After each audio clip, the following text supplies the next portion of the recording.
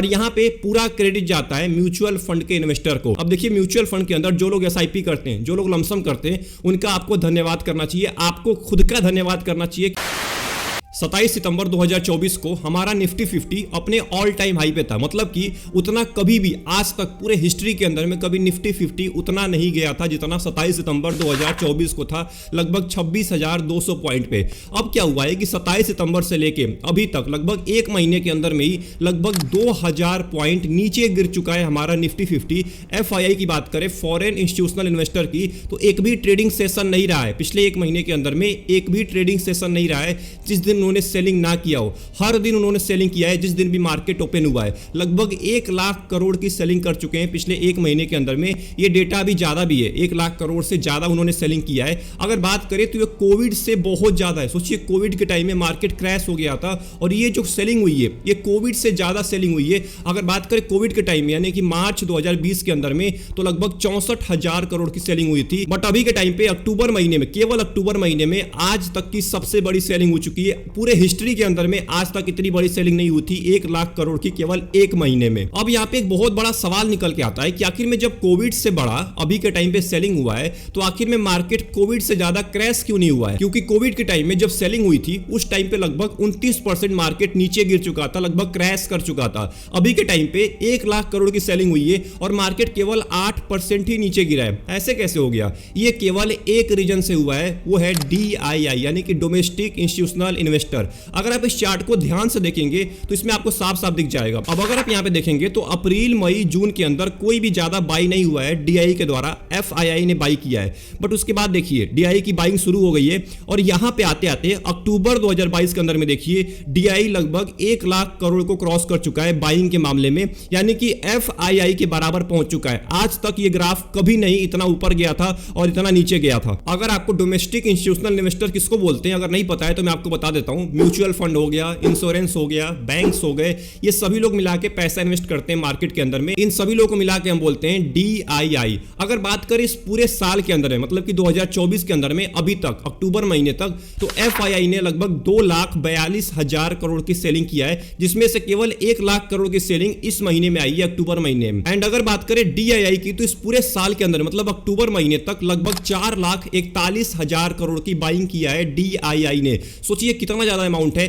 FII लगभग 2,42,000 करोड़ की selling किया है और उससे दोगुना बाई कर लिया है DII ने। तो मार्केट कहां से गिरने वाला है? मार्केट तो गिर ही नहीं सकता है, मार्केट क्रैश हो ही नहीं सकता है। यही रीजन है कि मार्केट अभी के टाइम पे 30% 50% नीचे नहीं गिरा है। नहीं तो अगर DII बाई नहीं किया होता यहां पे तो आप उम्मीद लगा सकते हैं कि अभी के टाइम पे 60-70% का क्रैश आ सकता था, क्योंकि कोविड के टाइम में केवल 60,000 करोड़ की सेलिंग हुई थी और वहां से मार्केट 30% नीचे गिर गया था। अभी सोचिए 1 लाख करोड़ से ज्यादा की सेलिंग हो चुकी है, तो अभी के टाइम पे क्या हाल होता मार्केट का अगर DII यहां पे बाई नहीं करता सेम अमाउंट में। और यहां पे पूरा क्रेडिट जाता है म्यूचुअल फंड के इन्वेस्टर को, क्योंकि DII के अंदर सबसे ज्यादा बाइंग हुई है म्यूचुअल फंड के द्वारा। अब देखिए म्यूचुअल फंड के अंदर जो लोग SIP करते हैं, जो लोग लमसम करते हैं, उनका आपको धन्यवाद करना चाहिए, आपको खुद का धन्यवाद करना चाहिए कि आपने इस टाइम पे पैसा इन्वेस्ट किया है मार्केट के अंदर में, आपने SIP किया है, आपने लमसम किया है और इस SIP और लमसम के बदौलत आज मार्केट वहीं पे टिका हुआ है, केवल 8% ही नीचे गिरा है। नहीं तो इतना ज्यादा नीचे गिर जाता कि आपके पोर्टफोलियो की धज्जियां उड़ जाती, आप आज तक का सबसे बड़ा क्रैश देख चुके होते अक्टूबर महीने के अंदर में। एंड अगर बात करें म्यूचुअल फंड SIP इनफ्लो की तो अप्रैल महीने के अंदर में ये 20,000 करोड़ था,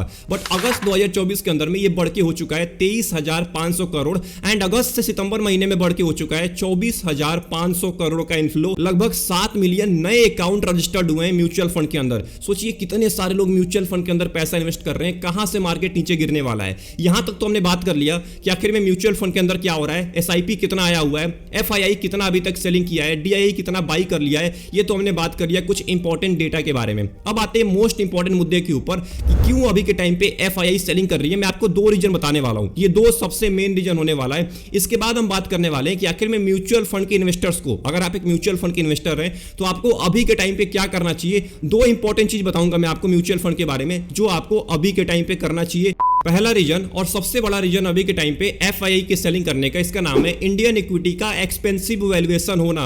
ये अभी के टाइम पे एक मोस्ट इंपॉर्टेंट मुद्दा बना हुआ है पूरे के पूरे मार्केट के अंदर में। अगर बात करें हम सेलिंग से पहले, मतलब कि एफआईआई ने सेलिंग करना स्टार्ट किया, इससे पहले की बात करें तो जो हमारे इंडेक्स है small cap, mid cap, large cap, अगर स्मॉल कैप की बात करें तो स्मॉल कैप ट्रेड कर रहा था 35 से लेकर 40% अपने लॉन्ग टर्म एवरेज वैल्यूएशन से। वहीं बात करें मिड कैप की तो मिड कैप ट्रेड कर रहा था 30 से लेकर 35% अपने लॉन्ग टर्म एवरेज वैल्यूएशन से। एंड आखिरी में अगर बात करें लार्ज कैप की तो लार्ज कैप ट्रेड कर रहा था 10 से लेकर 15% अपने लॉन्ग टर्म एवरेज वैल्यूएशन से। एंड इसके वजह से अभी के टाइम पे मार्केट बहुत तेजी के साथ ड्रॉप लिया है, लगभग 7 से लेकर 10% इन इंडेक्सेस के वैल्यूएशन में गिरावट आई है, जो कि मोस्ट इंपॉर्टेंट है, होना भी चाहिए। स्पेशली अगर बात करूं मैं मिड कैप की तो मैं आपको पहले भी बता चुका हूं, पहले भी वीडियो में आपको बता चुका हूं कि जो निफ्टी मिड कैप 150 का इंडेक्स है उसका पी अभी के टाइम पे लगभग 43 का चल रहा है। उस टाइम पे 45 का चल रहा था, अभी ये 43 का चल रहा है। अगर आप इस चार्ट को ध्यान से देखेंगे तो आपको यहां पे साफ साफ दिख जाएगा कि अभी के टाइम पे जो पी चल रहा है वो 43 का चल रहा है एंड पीवी चल रहा है, मतलब कि प्राइस टू बुक वैल्यू ये 5 से ज्यादा हो चुका है। प्राइस टू बुक वैल्यू अगर 1 से कम है तो बहुत बेहतरीन माना जाता है, बट यहां पे प्राइस टू बुक वैल्यू 5 से ज्यादा पहुंच चुका है। अब अगर आप इसके प्राइस टू अर्निंग रेशियो के ग्राफ को देखेंगे तो कोविड के टाइम में लगभग 121 का पी पहुंचा हुआ था। उसके बाद जब मार्केट क्रैश हुआ तो मार्केट नीचे गिरा तो इसका भी पी नीचे गिर गया और 2022 के अंदर में लगभग 22-23 का पी आ चुका था, जो कि बहुत बेहतरीन पी होता है किसी भी इंडेक्स का और उतना होना भी चाहिए जो अभी के टाइम पे निफ्टी 50 का चल रहा है। बट यहां पे देखिए अचानक से 1 साल पहले यानी कि मार्च 2024 के अंदर में, इसी साल के अंदर में इसका पी अचानक से बढ़ना स्टार्ट हुआ और ये हर महीने बढ़ता जा रहा है। अभी के टाइम पे लगभग 45 को टच कर चुका था, बट अभी कुछ टाइम से जब मार्केट नीचे गिरा है तो ये पी आ चुका है लगभग 41 पे, अभी फिर से बढ़ के हो चुका है 43 का। इसका मतलब जो अभी के टाइम पे मिड कैप 150 है ये ओवर वैल्यूड हो चुका है। मैंने आपको बहुत पहले भी बताया था कि मिड कैप अभी के टाइम पे ओवर वैल्यूड चल रहा है क्योंकि इसका पी 40 से ज्यादा हो चुका है। अगर हम इंडेक्स की बात करें, किसी भी इंडेक्स की बात करते हैं तो 20-25 का पी बहुत बेहतरीन पी माना जाता है। अगर 25 से ऊपर पी जाने लगे तो ये ओवर वैल्यूएशन का खतरा समझ में आता है और ओवर वैल्यूएशन आपको साफ साफ दिख रहा है मिड कैप 150 के अंदर में,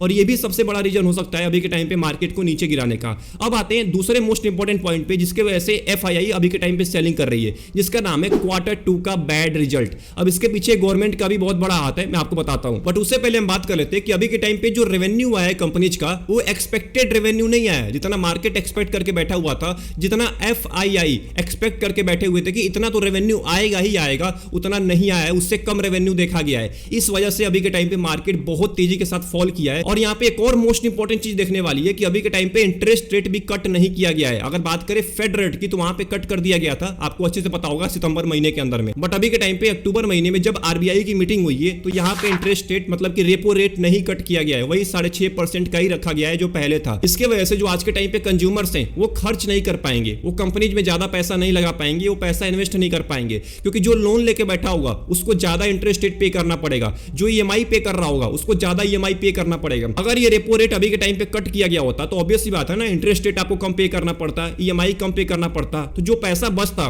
वो आप मार्केट में लगा पाते, उससे आप कुछ सामान खरीद पाते। तो क्या होता है, कंपनी का सेल बढ़ता है, जब कंपनी का सेल बढ़ता है तो ऑब्वियस सी बात है उसका प्रॉफिट बढ़ेगा, जब प्रॉफिट बढ़ेगा तो स्टॉक मार्केट कंपनीज के प्रॉफिट पे ही चलता है। तो वहां से भी बहुत बड़ा इंपैक्ट पड़ा है अभी के टाइम पे Q2 के रिजल्ट से। बट यहां पे इसके पीछे एक सबसे बड़ा रीजन है गवर्नमेंट का। अब देखिए गवर्नमेंट अपनी स्पेंडिंग बहुत ज्यादा कम की है अभी के टाइम पे। अब अगर बात करें फाइनेंशियल ईयर 2025 के पहले क्वार्टर की तो उस टाइम पे इलेक्शन हुआ था, आप सभी लोगों को पता है जून महीने में इलेक्शन हुआ था। अब इसके वजह से क्या हुआ है कि गवर्नमेंट अपनी स्पेंडिंग नहीं कर पाई है जितना उसको स्पेंड करना चाहिए था। अब अगर बात करें गवर्नमेंट की स्पेंडिंग की तो जो कैपिटल कैपेक्स का टारगेट था वो लगभग 11 लाख करोड़ का था, बट उसका केवल 37% ही अभी के टाइम पे गवर्नमेंट स्पेंड कर पाई है। अगर बात करें इसी टाइम की पिछले साल की मतलब कि फाइनेंशियल ईयर 2024 की इसी समय में सितंबर अक्टूबर के महीने में तो लगभग 49% का कैपेक्स था। और गवर्नमेंट के कम स्पेंडिंग करने से जो फिस्कल डेफिसिट है इसके ऊपर भी बहुत बड़ा इंपैक्ट पड़ा है, जिसके रीजन से अभी के टाइम पे आपको Q2 का एक बैड रिजल्ट देखने को मिला है। तो आई होप आपको ये दो रीजन समझ में आ गया होगा जिसके पीछे अभी के टाइम पे